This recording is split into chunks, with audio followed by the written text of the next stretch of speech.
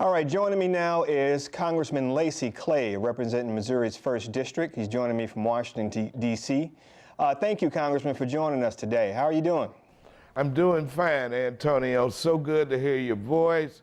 Thank you for having me today on your new site, the North Sider. And I think it's appropriate that you have me so that we can discuss issues relevant to the nation and the north side of St. Louis. Yeah, I appreciate it. So let's get right into it. Obviously Democrats won a huge victory, winning back the House of Representatives. So what does that mean for Congress, the national agenda, and for you personally? Well, what it means for the nation is that there will be balance in government. That now you will have a Senate that will still be run by the Republicans, and the White House and the administration run by the Republicans. But in the House of Representatives, the People's House, the Democrats will be in control. So we will have oversight responsibility over this administration, over the agencies that impact people on a daily basis. And we will be pushing legislation that we think will help Americans in various areas, be it education, be it student loans, be it consumer protection, housing, the environment. We think we can appeal to a large segment of America by pushing an agenda that benefits them. And as for St. Louis, I believe that it will make a difference in the daily lives of St. Louisans, and particularly on the north side, because I will be the chair of a subcommittee in the Financial Services Committee, along with our full committee chair, Maxine Waters, who hails from St. Louis, and we will be looking at issues like strengthening the Consumer Financial Protection Bureau, which has, over the last 2 years, under this administration, has been rendered toothless and has not enforced issues like protecting consumers with student loan debt or that have been redlined by the housing industry, mortgage industry, or insurance industry. And so those are issues that I think are relevant to St. Louis that I will be working on, as well as on how we bring some sanity and order to this whole debate around guns, firearms, and violent deaths that occur on a daily basis throughout American communities. And so I will be looking at legislation to reinstate the assault weapons ban, as well as background checks, and giving local communities authority to pass laws and ordinances that are more stringent than state laws. All right. So even with Democratic control of the House, the Republicans still control the Senate and the White House. How likely do you think it will be that any of this legislation actually becomes law with that kind of makeup? Well, that remains to be seen. We still have to make the case to those senators who may have a R behind their name, but who are up for re-election in 2020, that they can pick their poison. They can choose to side with this administration, with Donald Trump, and hope they get re-elected, or they can do the bidding of the American people and the majority of their constituents who want to see Congress produce legislation and laws that benefit America as a whole. Where do you stand on the issue of impeachment? Do you think that the House will move to impeach the president, especially on some of these charges that have been made in the last couple of days? And do you think it's politically wise for the Democrats to do that, as some Democrats have expressed some apprehension about going that route? Yeah, I think that that the House will exercise vigorous oversight over President Trump and the departments and agencies. And I think as a House, whether we go down that path of impeachment or not, we first have to look at the overall report from Mueller. Yes, has there been some laws broken by this president? I think so, but just from who has been indicted, who has pleaded guilty, but I think we need to wait for the final report and see what the Mueller's recommendation is. And if it is to the House that laws have been broken, that this president colluded with Russia, and it broke campaign laws and other laws, then sure. I don't think anyone is above the law, and I would hope that the House Judiciary Committee would then start those proceedings. Okay. Congressman, I want to bring it back to Missouri a little bit. 4 years after Ferguson and the events that caught the nation's attention here, there's still remaining issues related to the communities, African-American communities specifically, the relationship with the police and how police are held accountable here and around the country. Last week, we saw some St. Louis City police officers get federally indicted, being charged with beating an undercover African-American officer and covering it up. What do you think about that situation? What kind of work still needs to be done, and what on the federal level can Congress do to restore that trust between the community and the people who police it? Well, it certainly cries out to the fact that police need to be trained better in how they interact with communities that they are supposed to serve and protect. And that includes sensitivity training, unbiased training, things like that. And on the federal level, I do have legislation that I will be reintroducing to allow for training or to require training of all police officers so that there is a level of sensitivity there.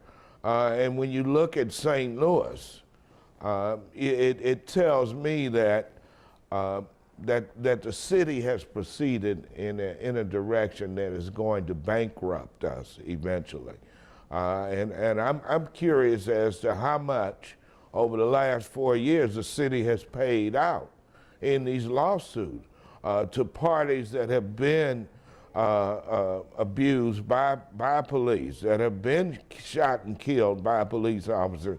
I mean, I just saw that in the Stockley, the victim's family was awarded an additional $500,000 last week because the state withheld pertinent evidence that could have made a different outcome out of the initial civil trial.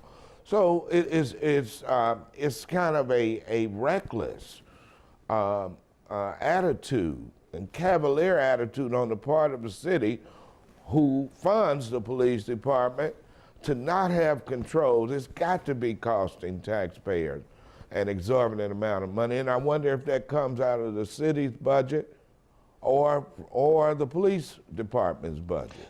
Well, it comes out of the city. It comes out of the city's budget. Annually right now, there's an allocation of about $3 million to cover such lawsuits, and there's already concerns that these payouts, especially related to the Stockley protest of last year, are going to exceed that amount, and there may need to be some emergency budget requests to add more money to that. So it is an expensive thing. Now, and I don't agree there should be an emergency budget request. It should come out of the police budget until they figure out, hey, you have to stop whatever it is you're doing.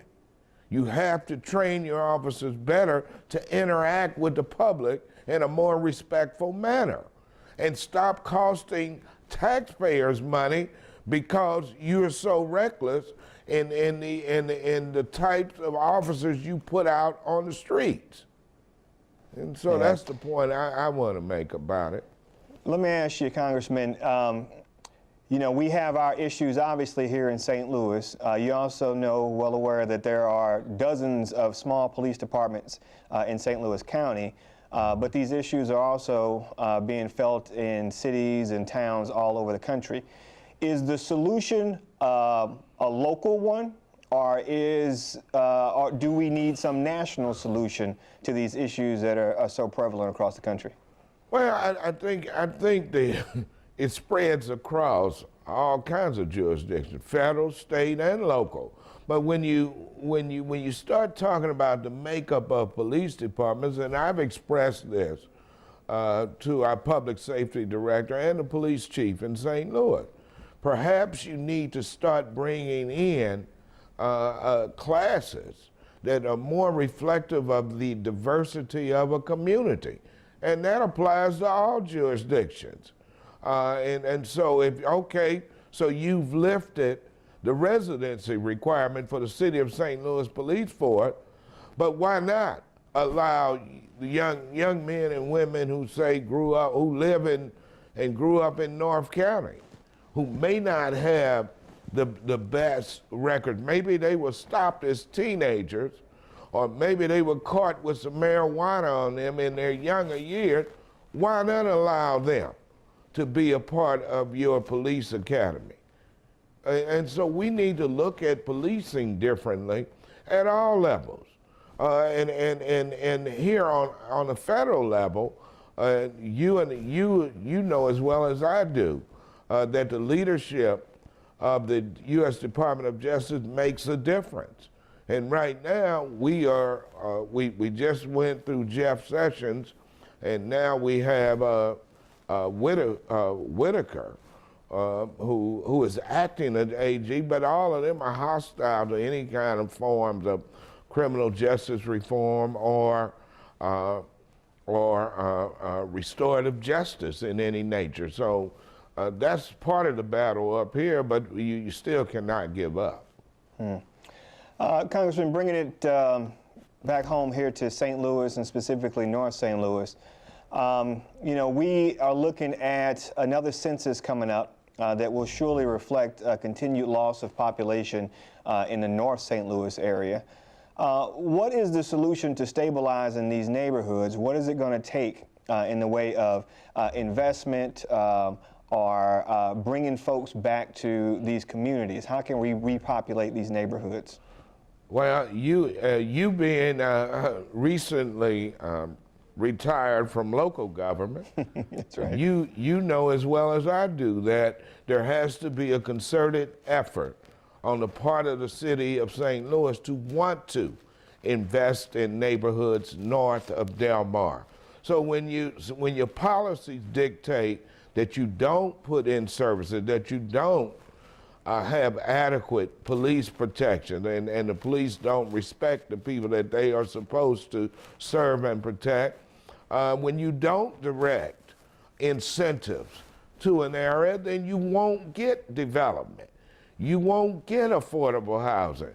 When you overload an area of a city with homeless shelters instead of spreading them out so that every neighborhood shares the burden of homelessness, and instead you put it all in a community that like North St. Louis, that needs more than homeless shelters, but affordable housing as well as good paying jobs, then you are going to continue to lose that population base in that part of the city. Now the way to counter it are things like what we have been doing to attract the National Geospatial Administration. There. We're about to transfer the land from the city of St. Louis to the U.S. Air Force this week.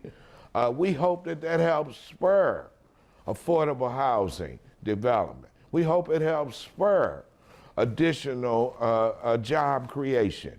And those are the kind of efforts you're going to need, Antonio, in order to rebuild an entire sector of a city that has not had major investment in over 50 years.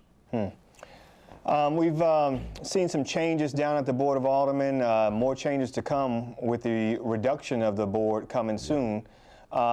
Most notably, we had Alderman from the 26th Ward, Frank Williamson, resign, and that's going to be an open seat. I know that ward has been important to the Clay family for a long time. Do you have you picked somebody to support in that race, or you got a dog in that fight? I really don't have a horse in the race. I think that when the filing closes, I will assess who I think would be the good candidates. I've talked to one of them, Lita Price, but I mean, I don't know who else is running. I've known Lita for a long time, but I will wait until the filing closes and then share with the residents of the 26th Ward just who I think could best serve them. Okay. The 26th Ward, which is vacant now, the 18th Ward, you know, Alderman Kennedy has retired after many years. That's becoming vacant as well. I wrote a piece a little while ago about several majority African-American wards that white progressives ran in and won, making it impossible for African-Americans to have equal representation on the Board of Aldermen. What do you think about that in these wards, especially the ones that kind of ride that center corridor a bit, the possibility of white progressives winning these black seats? Well, it's going to all depend on how we draw the lines of the new 14 wards. And so we have to be aware that we need to adequately represent all portions of the city, but to also ensure that we don't strip away or lessen the amount of power that the African American community has. When you think about it, I believe we are still a majority African American city, and so, but the Board of Aldermen doesn't reflect that. And like you said, it may be just the choices of the voters or who is motivated to go out and speak through their votes and when selecting an alderperson. But when we draw those lines, we need to be cognizant of where African Americans live and the history of those areas, and to ensure that they are adequately represented at the board.